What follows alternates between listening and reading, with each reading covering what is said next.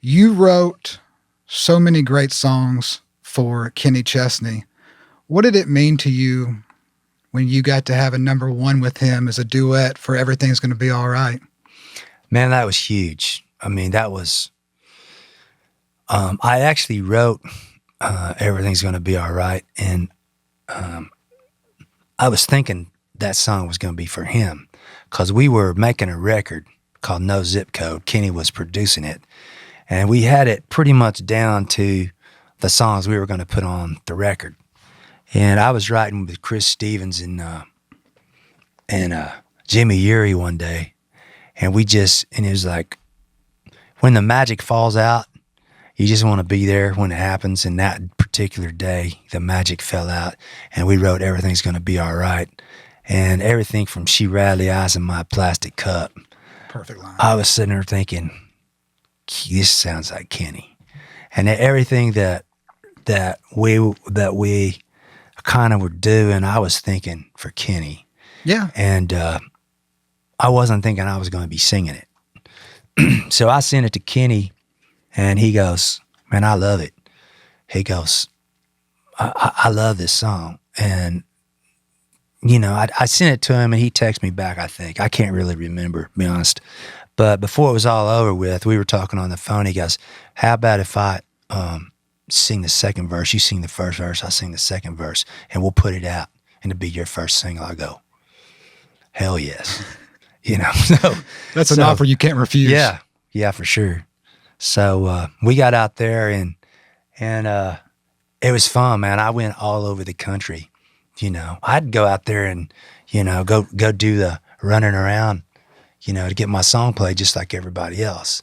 And it wasn't going to make any difference just because Kenny was singing on it. I had to go work it. Yeah. And I remember going to Omaha, Nebraska, and I was playing at this casino, and I can't remember. It was like me and Michael Ray, and I can't remember who all was playing. Carly Pierce, maybe. Mm-hmm. I can't remember who all was playing on this show.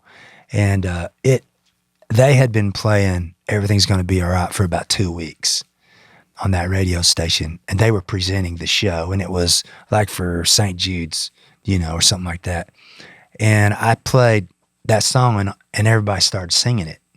And it was like scary, because that's what happened on Dust on the Bottle, and that's what happened on Party Crowd, and it's happened on a lot of those songs where it's only been out there for a little while, and all of a sudden everybody's singing it, and you go, dang. So I called Kenny up. I go, man, you wouldn't believe what happened. Because he understands, like, we're going to put a song out on a small independent label.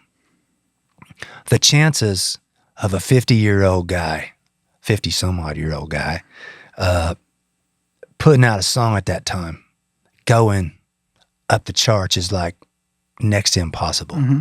You know, in the first week we come out with like 60 ads, and I was like, holy shit. Because it was a great record. Chris Stevens is a great producer. I mean, to start with, he didn't produce the entire record, but we made that song in the studio based on what Chris did in the studio. Right. So he just made an incredible demo, which we gave it, and Buddy and Kenny and Chris turned it into the record, you know. So it was just a great feeling, you know, in my opinion, I'm biased, but it just was a great feeling, laid back, feel good, you know. Great.